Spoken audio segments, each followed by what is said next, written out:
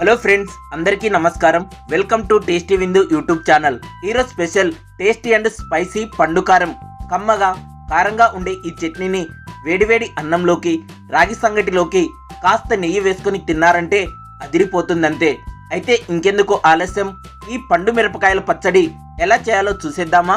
అలాగే first time మన ఛానల్ను చూస్తున్న వారు మరిన్ని అద్భుతమైన వంటల తయారీ విధానం కోసం మన ఛానల్ను వెంటనే సబ్స్క్రైబ్ చేసుకోగలరు. పండుమిర్చి పచ్చడికి కావలసిన పదార్థాలు: 10 పండుమిర్చి, బాగా పండిన 2 పెద్ద టమోటాలు, మీడియం సైజ్ అయితే 3 టమోటాలు, 1 ఉల్లిపాయ, 15 వెల్లుల్లి, కొద్దిగా చింతపండు, 1/2 స్పూన్ పసుపు, 1/2 స్పూన్ జీలకర్ర.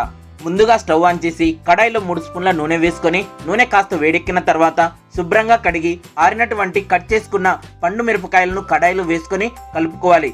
కారం ఎక్కువగా ఉన్నవి అయితే మీరు తినే కారానికి తగ్గట్లుగా చూసుకొని వేసుకోవాలి.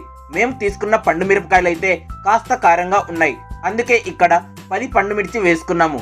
తర్వాత ఇందులో 1/2 స్పూన్ జీలకర్ర వేసుకోవాలి. ఇవి వేగుతుండగా ఇందులో ముక్కలుగా కట్ చేసుకున్నటువంటి 2 టమోటాలను వేసుకొని కలుపుకోవాలి.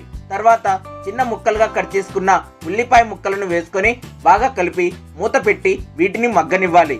మధ్య మధ్యలో మూత తీసి కలుపుకుంటూ ఉండాలి. సన్నని మంటపై వీటిని మగ్గించుకోవాలి.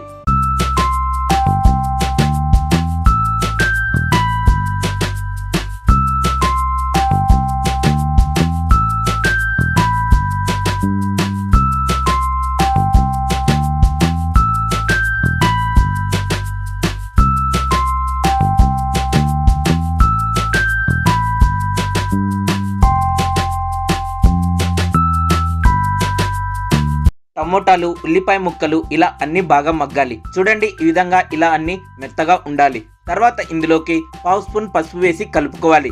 తర్వాత కొద్దిగా చింతపండు, ముందుగా తీసుకున్న వెల్లుల్లి రెబ్బలలో సగం ఇందులో వేసుకోవాలి. మిగతా సగం పోపులోకి ఉంచుకోవాలి. ఒకసారి ఇలా అంతా కలుపుకొని మూత పెట్టి 1 నిమిషం తర్వాత స్టవ్ ఆఫ్ చేసి కిందకు దించుకొని వీటిని బాగా చల్లారనివ్వాలి. ఇవి పూర్తిగా చల్లారిన తర్వాత వీటిని మిక్సీ గిన్నెలోకి వేసుకోవాలి. మీకు రోలు అందుబాటులో ఉంటే రోట్లో దంచుకుంటే టేస్ట్ ఇంకా బాగుంటుంది.